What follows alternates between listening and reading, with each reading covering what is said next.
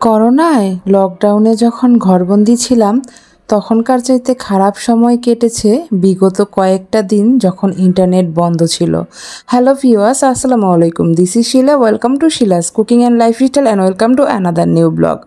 সবাই কেমন আছেন? আশা করছি সবাই ভালো আছেন। জানি না কে কেমন আছেন। তো এই তো গিয়েছিলাম একটু বাহিরে। আর এই সময়টা যেহেতু একেবারে সব কিছুই বন্ধ হয়ে গেছে, স্কুল মাদ্রাসা, তো সব কিছু মিলিয়ে দিনগুলো কেমন কেটেছে বাসায় আজকের ভিডিওতে তাই শেয়ার করব। তো জানি না সবাই কেমন আছেন, আমরাও কিন্তু খুব একটা ভালো ছিলাম না, ভালো থাকার কথাও কিন্তু না। তো আম্মু এই কাঁঠালগুলো পাঠিয়ে দিয়েছিল, যেহেতু আমি শক্ত কাঁঠাল খেতে খুবই ভালোবাসি, মানে পছন্দ করি আর কি। আর কিছু ফলও ছিল সাথে। তো আমার মেয়ে চলে আসছে আর কি বাসায়। তো ও যেহেতু বাসায় চলে আসছে তাই আমি একটু বউ আর ভর্তা করে নিয়েছি, যেহেতু ও বউয়া খেতে খুবই পছন্দ করে। আর আমার মেয়ে যেহেতু আমার মায়ের বাসায় থেকে পড়াশোনা করে, আপনারা অনেকেই হয়তো জানেন যারা নিয়মিত আমার ভিডিও দেখেন। তো এটা হচ্ছে শুক্রবার দিন, সকালের নাস্তা শেষ করেই চলে আসলাম দুপুরে রান্না করতে। মেয়েকে জিজ্ঞেস করলাম কি খাবে, সে তেহারি খেতে চাইলো। তো ঘরে তেমন কিছু ছিল না, তাই সিম্পল ওয়েতে তেহারি রান্না করে ফেললাম। যেহেতু আপনাদের ভাইও বাসায় থাকবে না, তো আমরা তিনজনে আর কি, আমার ছোট মেয়ে আর আমার বড় মেয়ে আর আমরা তিনজনেই খাবো। তো তেহারিটা রান্না করে ফেললাম। আসলে এত সিম্পল ওয়েতে তেহারি রান্না করেছিলাম, কিন্তু তেহারিটা খেতে এত এত ভালো হয়েছিল, আমি আসলে আশাই করিনি যে এটা এত ভালো হবে। তো আলু ভেজেও দিয়েছিলাম। তো আসলে মেয়ে না, আমরা সবাই খেয়ে জাস্ট অবাক হয়ে গেছি যে এটা খেতে এতটাই ভালো হয়েছিল, দোকানের চাইতে কোনো অংশে কম ভালো হয়নি। তো খাওয়া দাওয়া শেষ করে আমরা একটু বাইরে যাব।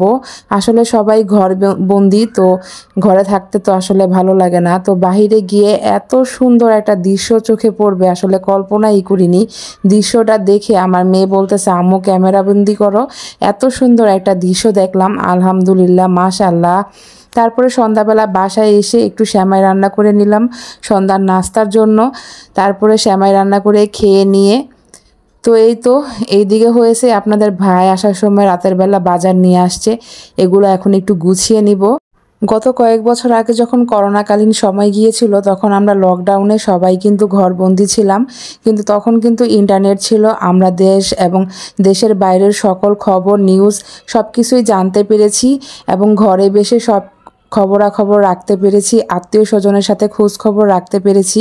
কিন্তু গত কয়েকটা দিন যখন ইন্টারনেট বন্ধ করে দেওয়া হয়, আমরা কিন্তু কারোর সাথে খোঁজ খবর রাখতে পারিনি। যেহেতু আমার ঘরে ডিশের লাইন নেই, তাই আমি কিন্তু কারোর সাথে খোঁজ খবর রাখতে পারছিলাম না। দেশের বাইরে এমনকি আমার ভাইদের সাথেও কথা বলতে পারছিলাম না, আমার আম্মু আব্বু কারোর সাথেই কথা বলতে পারছিলাম না, কারণ মোবাইল ডাটাটাও কিন্তু একেবারে স্লো ছিল, মানে কোনো কথাবার্তাই বোঝা যাচ্ছিল না। এদিকে নারিকেল কুচি করে সেগুলো রেখে দিয়েছিলাম ডিপ ফ্রিজে, আপনাদের ভাই কুচি করে দিয়েছিল। আর কিছু সবজি নিয়ে আসছিল, সেগুলো গুছিয়ে নিব।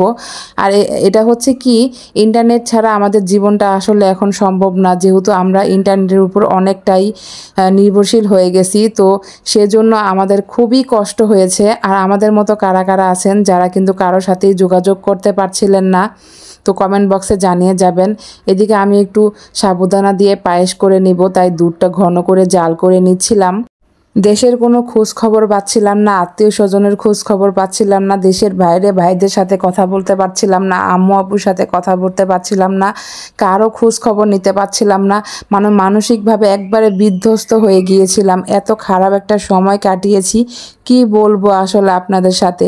ভাবছিলাম যে লকডাউনের চাইতে, করোনার চাইতে খারাপ সময় পার করছি, আমার কাছে তো এমনই মনে হয়েছে।